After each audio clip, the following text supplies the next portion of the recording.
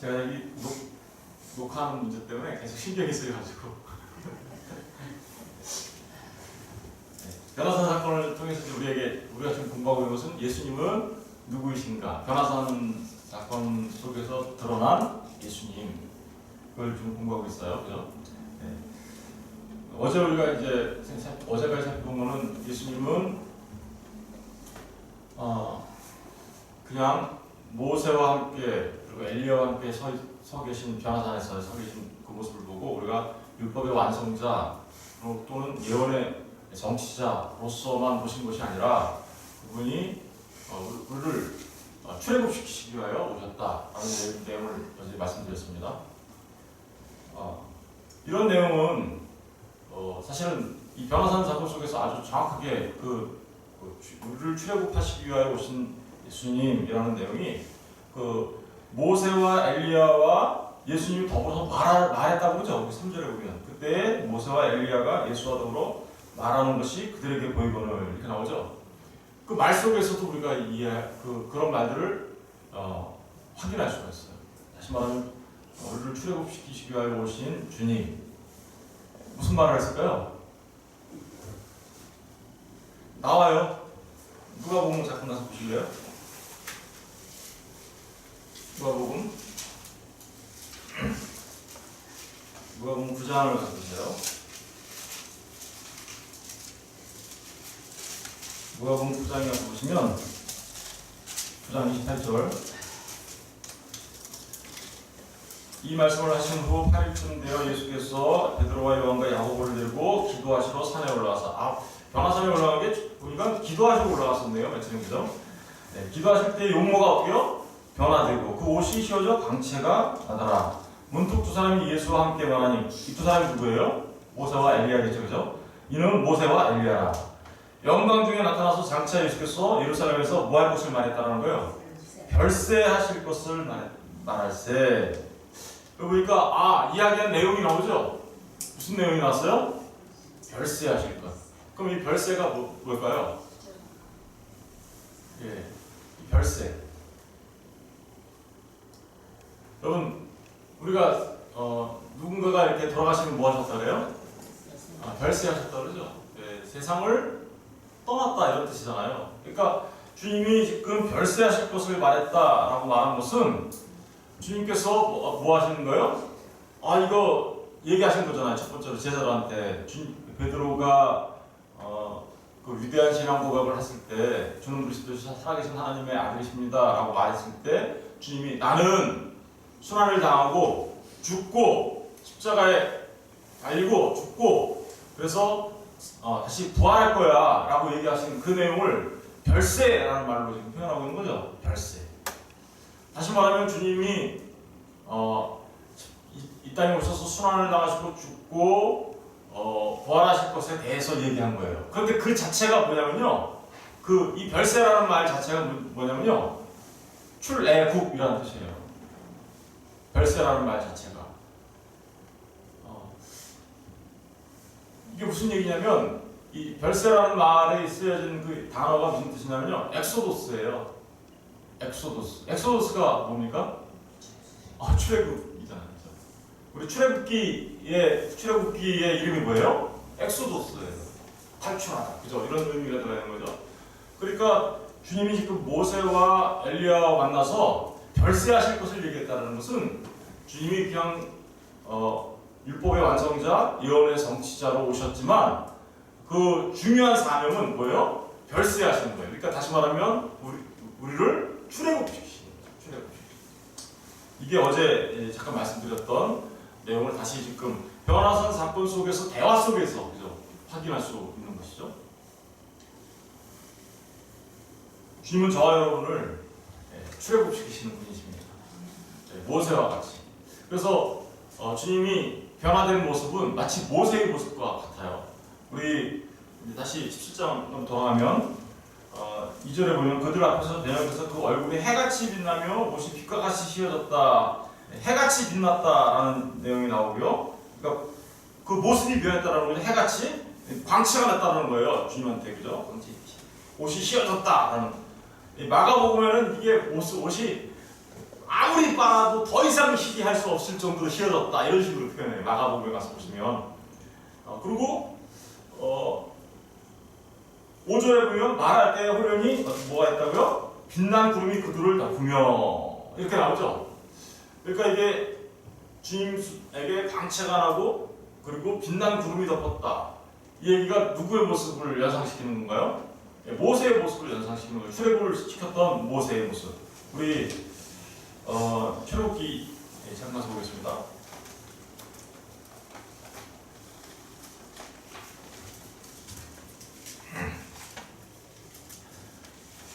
구름이 떠올랐을 때 떠오르고 광채가 나는 이런 모습들은 출애굽기 24장 먼저 한번 읽어볼게요. 24장 15절 16절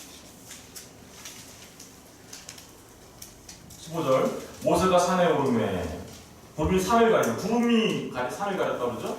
구름이 산을 가리며 여호와의 영광이 시내 산 위에 머무르고 구름이 엿새 동안 산을 가리더니 일곱째 날에 여호와께서 구름 가운데서 모세를 부르시니라. 여기 보니까 이게 엿새 동안 산을 가리더니 일곱째 날에 여호와께서 구름 가운데서 모세를 불렀다. 이게 일곱째 날은 무슨 날이에요? 안식일이잖아요, 그죠? 안식일. 그리고 그때 산에 올라갔더니 구름이 잔뜩 끼어 있었고 여호와의 영광이 나타났다 이런 얘기하고 있어요. 근데 17절에 보니까 산 위에 여호와의 영광이 이스라엘 자손의 눈에 뭐처럼 보였대요? 맹렬한 불같이 보여. 그러니까 보세요. 이 장면을 보면 구름이 끼어 있고 그 하나님의 영광이 나타나는데 맹렬한 불꽃처럼 보였고 그리고 그날은 무슨 일이었어요? 7일째 되는 날, 안식이 되다 말입니다. 그런데 이 얘기가 주님이 베드로와 야고보와 요한을 데리고 병화산에 올라간 때가 언제예요? 마태복음에 의하면 6일 후 이렇게 돼 있죠. 다시 돌아가 보세요. 엿새 후가 6일 후 그럼 그날이 무슨 일이에요? 7일째 되는 날 안식일 날이었단 말입니다. 안식일 날. 안식일 날 지금 모세가 그 시내산에 올라갔을 때 여호와의 영광이 나타나고 구름이 끼고 불꽃같이 보였던 그 모습이 지금 변화산에서 지금 똑같이 나타난 거죠. 6일 후 7일째 되는 날, 그죠? 주님이 그 찬란한 광채 그것을 드러내고 있고 지금 구름이 잔뜩 끼어 있어요. 지금 출애굽기 34장 좀 볼게요.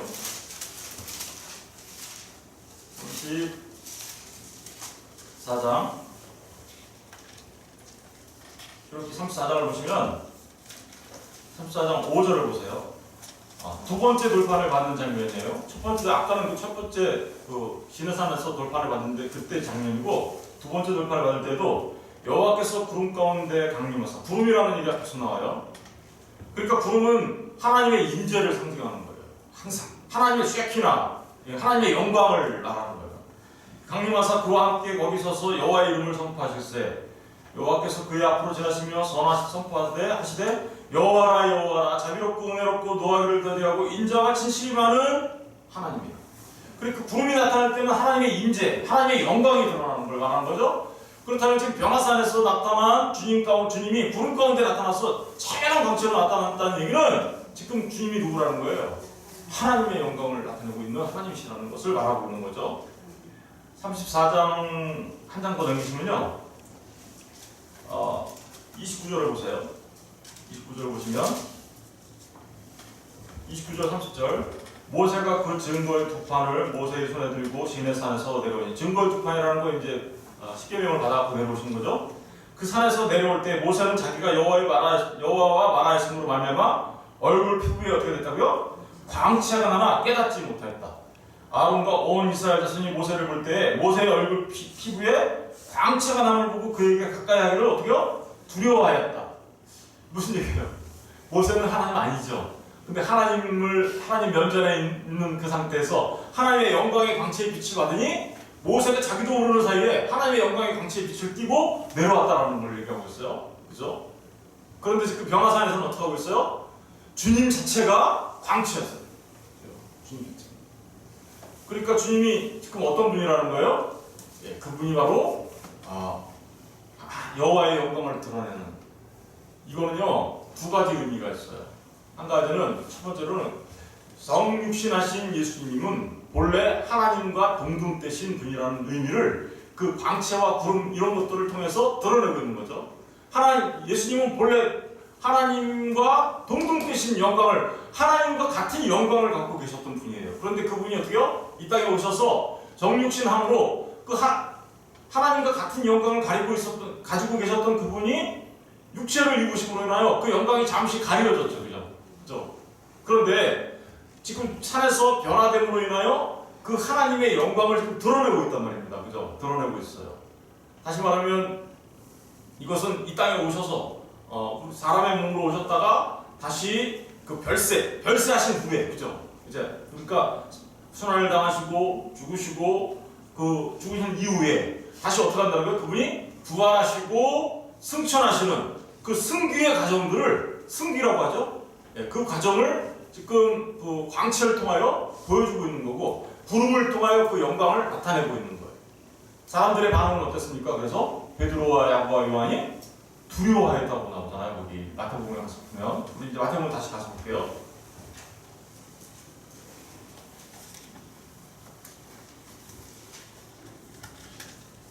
마태복음을 다시 가서 보시면 2절에 보니까 그들 앞에서 변형돼서 그 얼굴이 해같이 빛나며 옷이 빛과 같이 휘어졌더라.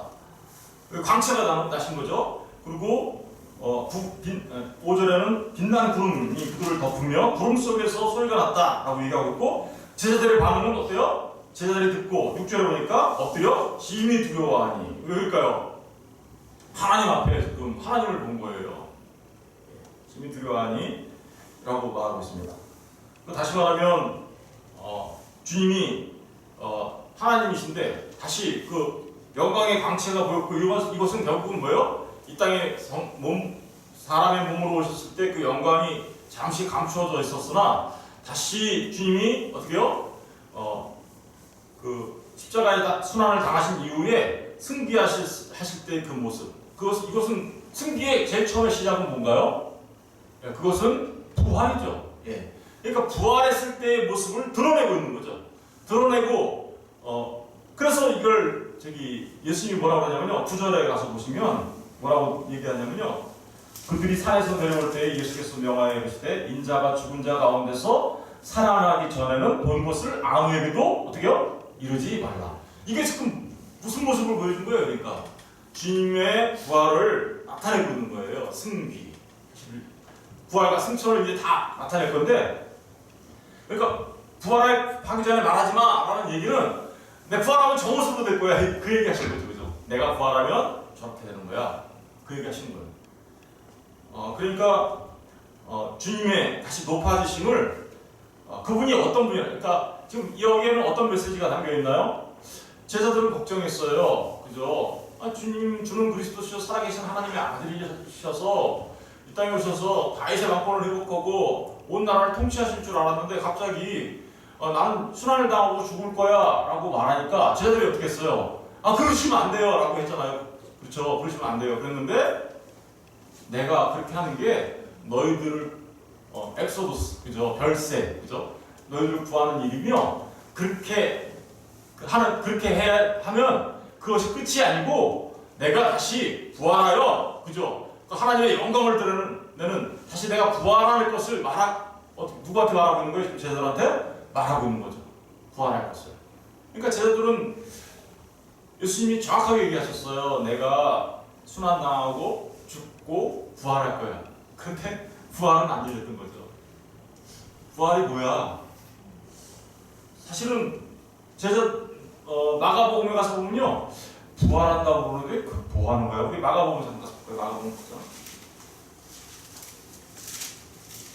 마가복음 9장에도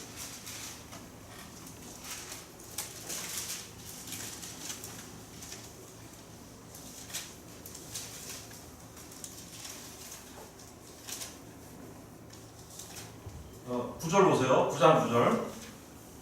그들이 산에서 내려올 때 예수께서 경고하시되, 그죠? 경고하셨어요. 인자가 죽은 자 가운데서 살아날 때까지는 본 것을 인자가 죽은 자 가운데서 살아날 때, 이 부활을 말하는 거죠. 그죠? 살아날 때까지 아무에게도 말하지 마. 이렇게 얘기했어요. 변화산 사건 이후에 내려오면서. 그런데 10절 보세요. 그들이 이 말씀을 마음에 두며 서로 서로 이렇게, 야, 부활하는 게 도대체 뭐야? 무슨 소리 하는 거야?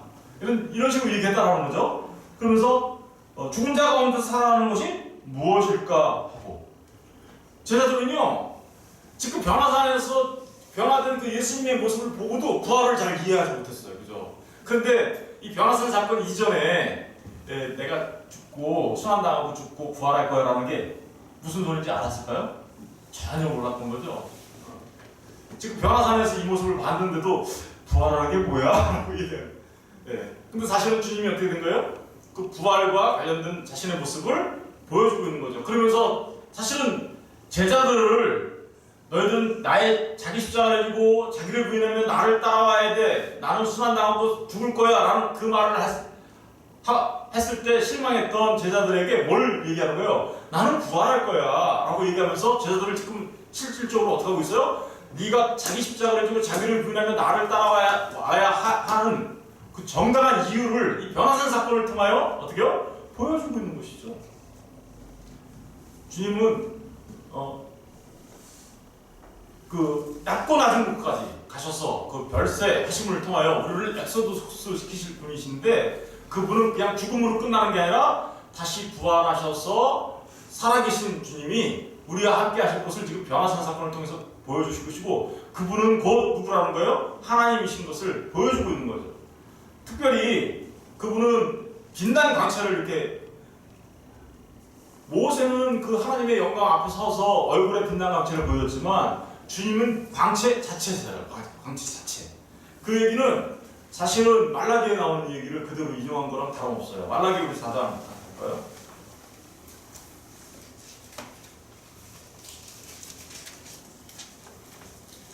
말라기 4장 2절.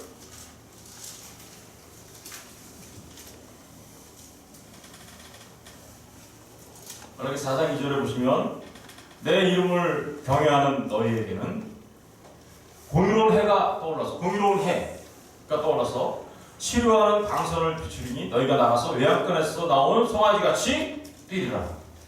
이 말씀을 그냥 무슨 병 고치는 이야기로 이렇게 사람들이 오해하고 있는데요. 병 고칠 때 뭐 치료의 광선을 비춰서, 우리 병 고칠 때 무슨 광선이 나와서 우리를 치료하나요? 그런 말을 하는 거 아닙니다. 이 얘기는 잘 보세요. 4장 1절부터 만군의 여호와가 이르노라, 보라 용광로 불같은 날이 이르니 심판하는 날이 이른다, 이런 얘기죠. 교만한 자와 악을 행하는 자는 다 지푸라기 같을 것이라. 그 이르는 날에 그들을 살라 그 뿌리와 가지를 남기지 아니할 것이로되, 심판하시겠다는 거예요. 그죠? 그런데 2절, 내 이름을 경외하는 자는 어떻게 된다는 거예요? 내 이름을 경외하는 자는 너에게는 불같이 불이 와서 너희를 심판하는 게 아니라 너희는 공의로운 해가 떠올라서, 이 공의로운 해라는 말이 아까 그 변화산에서 찬란하게 빛나고 계신 주님의 모습을 지금 얘기하고 있는 거죠. 이 말씀을 근거로 해서 그렇게 얘기하시는 거예요. 떠올라서 치료하는 광선을 어떻게요? 비추리니 너희가 나가서 외양간에서 나온 송아지같이 어떻게요? 뛸 것이다. 외양간에서 나온 송아지같이 뛸 것이라는 얘기는 이들만 구원받은 자들의 그 기쁨의 찬양을 지금 그런 식으로 얘기하고 있는 거죠. 바로 주님이 찬란한 광채로 빛나셨다는 얘기가 바로 치료하는 광선으로 이 땅에 오시는, 우리를 구원하시는, 엑소더스 시키시는 구원자라는 의미가, 그래서 우리를 구원하시는 분이라는 말이 그 안에 들어요. 그러니까 지금 변화산 사건 안에는 우리를 구원하시는, 엑소더스 하시는 그분은 하나님이신 분, 그죠? 다시 죽었다가 우리를 승기하시는 분, 이런 엄청나게 놀라운 주님에 대한 설명이 다 들어있는 거죠. 왜 이렇게 했냐? 자기를 부인하고 자기 십자가를 지고 따라와야 할 제자들에게 너희도 마침내 나처럼 될 거야 라는 것을 보여주는 거죠. 요한계시록에 가서 보면 그 빛을 받아 치료를 받은 자들이 무슨 옷을 입고 있어요? 의의 흰 옷을 입고 있다니까요. 주님이 입은 그 옷을 너희도 입을 거야 라는 것을 지금 이야기하면서 그들에게 자기를 부인하고 자기 십자가를 지는 일이 정말 소망의 일이야. 그게 정말 너희들에게 너무나도 기쁘고 즐거운 일인 거야 라고 지금 이야기하고 계시는 거예요. 마태복음 27장 다시 이제 돌아가겠습니다. 구름이 나타났다라는 얘기가 아까 우리 출애굽에서 잠깐 그 출애굽기 24장과 34장에서 잠깐 보았는데요. 사실은 구름이 나타났다는 얘기는 모세를 통하여 완성되어진 성막이 완성되었을 때 그때도 어떻게 했어요? 출애굽기 40장에 가서 보시면 하나님의 영광이 가득한데 구름이 빽빽하게 들어서고 나타나요. 구름뿐만 아니라 그 성막에 그 구름이 빽빽하게 들었을 때 낮에는 뭐예요? 구름기둥, 밤에는 불기둥으로 이스라엘 백성들을 인도해 가시는 하나님의 임재를 상징하는 거죠. 그리고 솔로몬의 성전이 완성됐을 때도 똑같습니다. 열왕기상 8장에 가서 보시면요, 8장 10절 이하를 보시면요, 거기도 솔로몬의 성전이 완성되었을 때 똑같이 구름이 빽빽하면서 하나님의 영광이 나타나다 이렇게 얘기해요.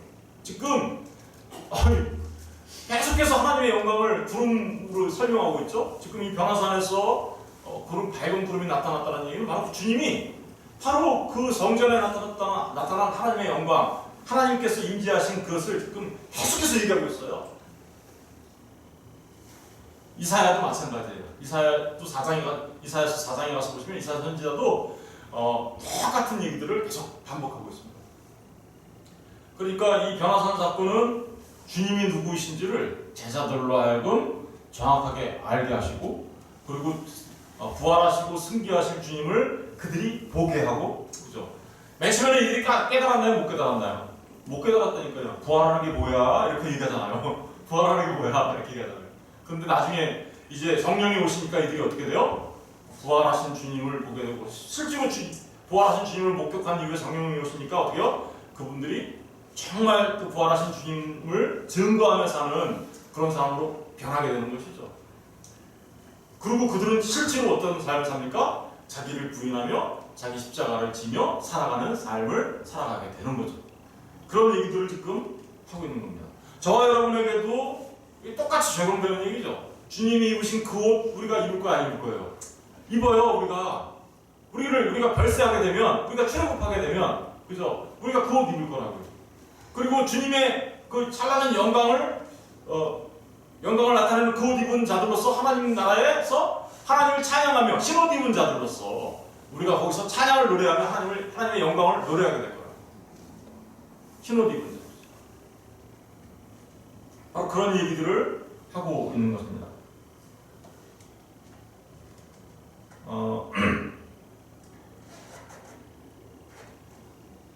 시간이 지금 다음 주제로 넘어가야 되는데 시간이 많이 지났는데, 그렇다면 이제 여기에서 베드로, 야고보, 요한 이 세 사람에 대해서 우리가 한번 생각해봐야 되겠죠. 예수님이 어떤 분인지를 지금 변화산을 통해서 우리가 여러 가지로 이렇게 얘기하고 계시는 것. 예수님은 더더구나 한 가지 더 얘기하고 넘어가야 되겠네요. 거기 보니까 5절에 보니까 말할 때 호련히 빛난 구름이 그들을 덮으시며 구름 속에서 소리가 나서 이르시되 이는 내 사랑하는 아들이요 내 기뻐하는 자니 너는 그의 말을 들으라 하시는다. 여기 뭐라고 되어 있어요? 하늘에서 소리가 났다 그러죠? 내 사랑하는 아들, 하나님의 아들이라는 것을 직접 얘기하고 계시죠, 그죠? 하나님의 아들은 누구예요? 하나님이라는 거죠, 그죠? 하나님의 아들이 하나님 아니신가요? 내 기뻐하는 자니, 이 얘기가 언제 한 거죠? 사실은? 예수님이 세례요한한테 세례 받으실 때 했던 얘기죠. 그리고 내 기뻐하는 자라는 얘기는 이사야서 42장에 고난받는 종 이야기를 하실 때 이는 내 기뻐하는 자야 라고 얘기하십니다. 그러니까 고난받는 종으로서 이 땅에 오셨는데 그분이 곧 누구라는 거예요? 하나님이라는 거죠. 세례요한에게 세례 받을 때 주님이 이렇게 세례요한한테 세례 받을 때 하늘에서 누가 내려와요? 비둘기 같은 성령이 내려오고, 그러고서 음성이 들렸는데 아버지의 음성이 들리죠. 이는 내 사랑하는 자요 내 기뻐하는 자다. 한 가지 질문이 있어요. 제가 주일날 제가 우리 교회에서 얘기한 적이 있는데 5회 때 했죠. 한번 이 말씀을 왜 기뻐했을까요? 이는 세례요한한테 세례 받는 게 뭐가 기쁜 일이에요? 이는 내 기뻐하는 자요 내 사랑하는 아들이다 라고 얘기하셨는데, 이 기뻐하는 자라는 얘기를 해필이면 왜 예수님이 세례요한에서 세례를 받을 때 얘기하셨을까요? 해필이면. 여러분, 거기에는 두 가지 이중적인 의미가 있겠죠. 하나는 첫 번째는 정말 주님 이 세례 받으신 그분이 누구라는 거예요? 하나님의 아들이시기 때문에 하나님이 기뻐하시는 자라는 거예요.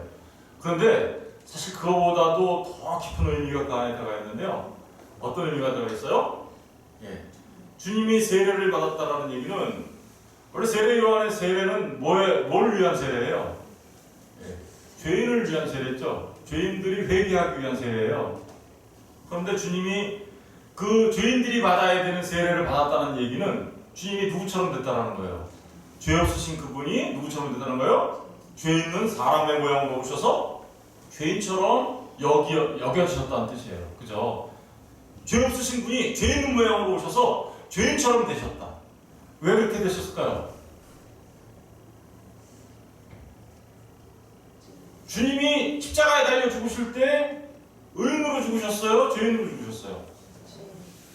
주님은 죄 없으신 분이라니까요. 의인이시죠. 그런데 죽으실 때 어떻게 죽으셨어요? 죄인으로 죽으셨어요. 왜요? 죄 없으신 그분이 죄 있는 모양으로 오셔서 우리의 모든 죄를 끌어안고, 그죠? 그래서 거기서 죄 있는 죄인으로서의 죽음을 죽으셨어요. 그랬더니 거기서 어떤 일이 벌어지나요? 우리도 거기서 함께, 예수님을 믿는 사람들도 거기서 함께 죽은 거죠. 십자가에서.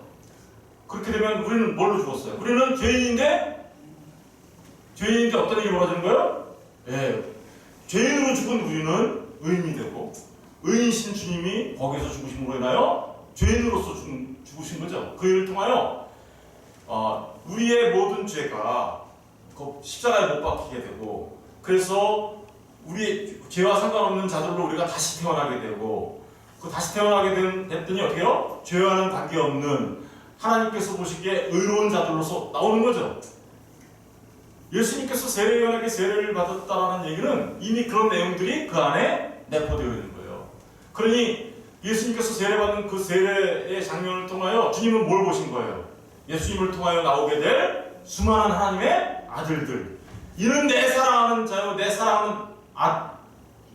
아들이요, 내가 기뻐하는 자다. 그 아들이라는 말이 예수님 한 분만을 지칭한 것이 아니라 예수님 안에 담겨져 있는 수많은 아들들, 구원받을, 그래서 그것을 동시에 내포하고 있는 거죠. 그런데 그 얘기를 지금 변화산에서 똑같이 어떻게 하고 있어요? 하고 있는 거죠. 그렇다면 예수님을 통하여 다시, 그러니까 예수님만이 하나님의 아들이고, 아들일 뿐만 아니라 그 하나님의 아들을 통하여 또다시 아들들이 나올 거라는 것을 지금 세례요한의 사건을 그대로 생각나게 하시면서 이야기하고 있는 거예요. 그러니까 별세신앙, 아까 별세 그 얘기가, 출애굽이라는 얘기가 무슨 얘기라는 거예요? 하나님의 아들을 통하여 아들들이 나오게 될 것을 동시에 이야기하고 있는 거예요. 그러니까 이 변화산 사건은 너무나도 우리에게 큰 예수님이 누구신지, 예수님이 하시는 일이 무엇인지를 정확하게 알려주고 있는 너무나도 놀라운 은혜의 말씀이 아닐 수가 없습니다.